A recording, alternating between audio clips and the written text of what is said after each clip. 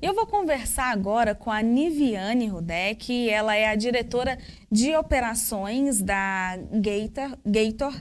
E a gente vai falar sobre a tecnologia sendo aplicada na atividade do produtor para poder contribuir e também colaborar nesses períodos de incerteza. Boa tarde, Niviane. Pelo convite. Espero que nós tenhamos um bom tempo juntos, sempre contribuindo aí para o crescimento da nossa sociedade do agronegócio. Então, para a gente começar, nós tivemos nos últimos anos uma aceleração muito rápida, né, da tecnologia em si, mas como que as empresas elas podem acelerar a adoção dessas tecnologias? Porque são muitas opções e cada empresa, cada produtor tem uma forma de trabalhar. Como que ele pode trabalhar essa aceleração das adoções? É importante a gente falar desse aspecto, porque toda vez que há um investimento em tecnologia, se parte aí do princípio que se quer o retorno sobre aquilo que está se investindo. Só para que esse retorno ele aconteça do jeito que ele está planejado, do jeito que ele está desenhado, a gente precisa considerar um fator que é fundamental: pessoas.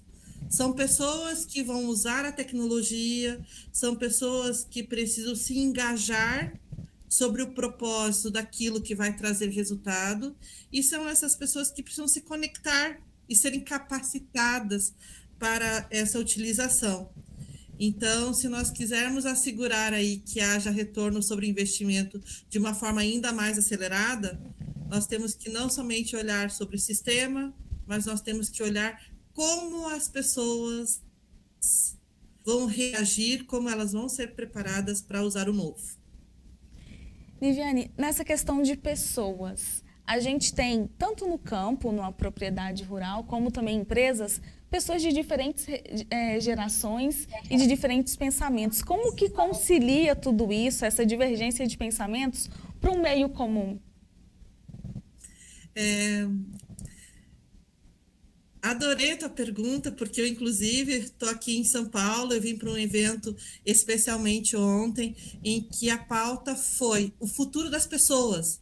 Era uma pauta orientada para diretores de pessoas de grandes organizações, em que o centro da discussão foi como, num cenário de dúvidas, ambiguidades, incertezas, como que a gente acomoda a expectativa das pessoas e acomoda a grande força de resultado que são as pessoas. Então, nesse sentido, desafios envolvendo gerações, desafios envolvendo produtividade, mas, sobretudo, a adaptabilidade, ou seja, como as empresas, como os negócios, eles poderão ser ainda mais competitivos. Eles deverão ser ainda mais competitivos se eles desenvolverem habilidades orientadas a terem pessoas mais adaptáveis. E como se consegue isso? Né? Essa é a grande questão, é onde os especialistas estão debruçando sua energia, porque é justamente a grande pauta do momento. Porque a gente vive um cenário que é um cenário macroeconômico de dúvidas, incertezas, a gente acabou de passar por um processo aí de mudanças políticas, né? Então, tínhamos um contexto que era um contexto em que o agro se sentia acolhido do ponto de vista político, estamos em espera, né? Aguardando definição, há uma agenda macroeconômica que está em espera, de certa forma, né? Aguardando os próximos capítulos, mas uma coisa é fato, as organizações elas precisam estar preparadas para reagir rapidamente. E como se prepara para reagir rapidamente? Desenvolvendo habilidades orientadas à mudança. E dentro dessas orientações, a liderança, o gestor, saber encaixar as competências e aproveitar essas competências e habilidades de cada funcionário também impulsiona os resultados? Ele é decisivo. Ele é decisivo. Só que nós tem um estudo, inclusive muito recente, que ele, dentro desse universo de oportunidades, ele diz o seguinte, que na hora que a gente pega a nossa força de comando das organizações, 70% da força de comando, ela, na verdade, ela tem habilidades que são objetivas. O que é isso? Sabe fazer um bom cálculo, sabe fazer um bom planejamento, sabe definir as saídas mais tecnológicas. Mas nós temos em torno de 15% que depende de habilidades que são habilidades mais subjetivas. Aqui a conta fechou em 85. Tem 15% ainda que não se encontra em nenhuma dessas habilidades. E o universo, que é um universo onde ele carece de habilidades orientadas à mudança, ele precisa combinar os dois, o objetivo e o subjetivo. E quando a gente consegue se debruçar, e isso grandes companhias, né, somente 2% tem uma habilidade que é dirigente, que toma decisões e que lideram de uma forma muito assertiva em cenários de incertezas e de necessidade de novas habilidades. Então, o que tudo isso traz para a gente como resposta para esse grande desafio? Precisamos ter estratégias dentro das companhias para desenvolver novas habilidades, para que esse contingente de 2%, ele, na verdade, se transforme num contingente ainda maior, porque é aí sim que as organizações vão se tornar mais produtivas e vão conseguir combinar o quê? O tecnológico com o humano, trazendo ainda muito mais resultado. Nessa combinação de tecnológico com humano, porque assim, aqui mesmo no programa a gente sempre traz a tecnologia voltada para o campo, aquelas especificações agronômicas. Mas dentro dessa transformação digital, do uso da tecnologia, também tem a ciência de dados que pode contribuir com essa transformação? Ela é decisiva, porque só toma-se decisões acertadas se você tem uma combinação de dados que te orientam um melhor caminho. Mas não adianta você ter a tecnologia com a disponibilidade de dados se a gente não tem as pessoas sabendo ler esses dados e fazendo a melhor combinação desses dados. Ou seja, mais uma vez é a combinação de tecnologia e pessoas sendo habilitadas a ler esse contexto. Mas tem um dado que não se lê, que é o lado do comportamento humano. E esse lado do comportamento que acaba interferindo decisivamente sobre o caminho a ser tomado. Porque muitas vezes você tem um dado que te dá uma diretriz, mas você tem aquela pessoa que precisa decidir e que não decide, né? E ela não decide por quê? Porque lhe faltam habilidades, lhe faltam insumo, ou lhe faltam confiança no seu time, para que, na verdade, ela tome aquela decisão algo executável. E dentro desse executável aí que a gente acaba se debruçando, e é nisso que a gente acaba se posicionando como uma estrutura de serviço que ajuda muito o agronegócio, que é o quê? Sendo o braço direito. Sendo o braço direito aí do agricultor, sendo o braço direito dentro das companhias do agronegócio para que ajude a decidir num cenário que é um cenário de mudanças, de incerteza, mas, sobretudo, aportando formas de tornar essa estratégia ela sendo possível. Então, se eu combino, hoje nós estamos em torno de 7 projetos, que são projetos transformadores dentro do agronegócio, dentro de cooperativas, dentro de empresas de distribuição de insumos agrícolas, dentro de empresas que são logísticas, que estão armazenando e distribuindo grãos dentro do mercado internacional.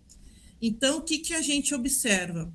A gente observa que está sendo contratada tecnologia com RPs, né, sistemas potentes, mas nós estamos precisando ajudar essas pessoas a usarem esse sistema da forma mais eficiente, de forma a trazer o resultado que esses sistemas podem gerar de informação e conteúdo. Mas só treinar as pessoas a fazer o processo, às vezes não vai fazer a gente chegar onde a gente tem que chegar. Nós precisamos desenvolver outros comportamentos nas pessoas. Então, é essa a combinação aí de elementos. Nesse ponto, era justamente isso que eu queria te perguntar. Como que você analisa a aceitação do agronegócio, né, com todas essas tecnologias, e como que isso está sendo realmente efetivo e adotado, usado dentro do agro? Nessa gama de transformação, essa aceitação está sendo positiva? Tem algum ponto que ainda tem resistência, que precisa ainda ser trabalhado dentro do agronegócio? Sim, tem sim. O ponto central, ele não é sobre tomar a decisão e aceitar, né? Ou seja, o que é dado é que precisa se investir. O grande desafio é entender o seguinte: nós precisamos, e isso é um trabalho de consciência, nós precisamos preparar as pessoas. E o agronegócio é um ambiente que ele tem um idioma próprio de conectar as pessoas. Então, eu estou em empresas de serviço, eu estou em outros segmentos. Quando a gente se depara para o agronegócio, a gente observa que, para alguma coisa pegar, colar, né, para que as pessoas realmente tirem o melhor proveito daquilo no que diz respeito à tecnologia, a gente precisa comunicar, nós precisamos engajar, nós precisamos preparar as pessoas para que elas entendam o porquê daquilo.